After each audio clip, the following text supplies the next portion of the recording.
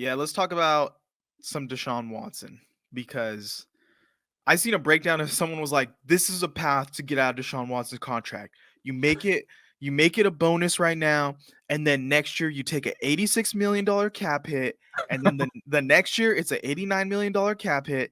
And people were like, "That's like 3 times the most like dead cap someone's ever taken." So they're fucked, right? Like Deshaun. Here's the thing too, like I've seen people try to defend him on Twitter, like the receivers aren't catching. Look at this throw, like he dropped it. The receivers hate him probably. Like, okay, yeah, they probably have some drops, but also he's playing like shit for the most part. Yeah, he's playing extremely bad. Like that, and for them to be like, okay, well, everyone's playing like shit. It's all them. It's not him. Okay, well, what has them so demoralized? Like, I would be just like, look at the Jets last year.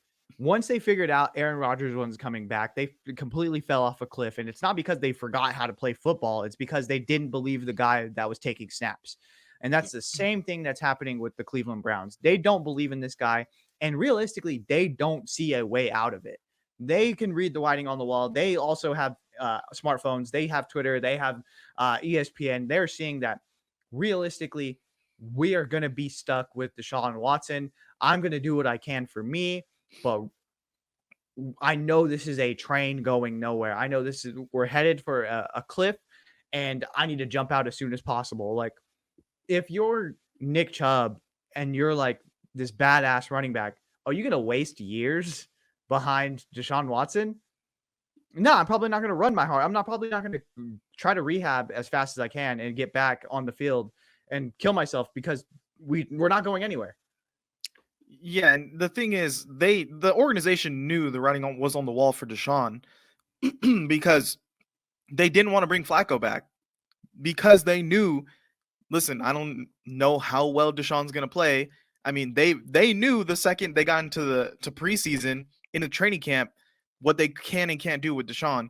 And if you bring Flacco back into that, the crowd's gonna go crazy. The players, you're gonna lose the locker room a lot faster than you probably lost it already, Stefanski, because the players are gonna know we just won with this guy. Why aren't we putting him back in? And they might have fucked up bringing Jameis Winston as a backup because he's the one leading the team chants before the game. He's the one making speeches at halftime. He's the one doing charity around Cleveland. He's becoming a fixture in the community, and he's the backup quarterback. Like, you don't see Deshaun Watson popping up everywhere in Cleveland.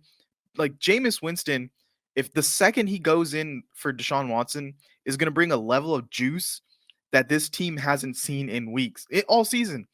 So when do you ever pull that trigger to try to salvage maybe the season or even salvage your job if you're Stefanski? Honestly, if I'm Stefanski, I'm looking at it and I'm like, okay, my resume speaks for itself. Like, I've won with guys, and this is a guy that I can't win with. The cap hit that we're taking is crazy. His level of play is insane. Like, it's insanely bad. We went to the playoffs last year. We went to the playoffs last year with Joe Flacco. We didn't just win a couple games. We went on an incredible run. And now we're backtracking. Why? The only thing that's different is Deshaun Watson. So, like, again, Mr. Haslam, the owner, if you wanted this guy so fucking badly, I will play him. I'm gonna ride the wheel. Like, I'm gonna ride it until the wheels fall off, and I'm gonna show you how bad it is, and then you guys figure it out from there, because this was a you problem, not a me problem. You guys figure it out. I don't think Stefanski should get fired. I think that if anything, like, maybe this offseason, there's a mutual parting of ways. You know how that happens? Like, hey, I'm done. I think you guys need to have someone else. Like, because Stefanski's a really good coach. Yeah. That's the thing. Like, but you tied him to this anchor that is Deshaun Watson.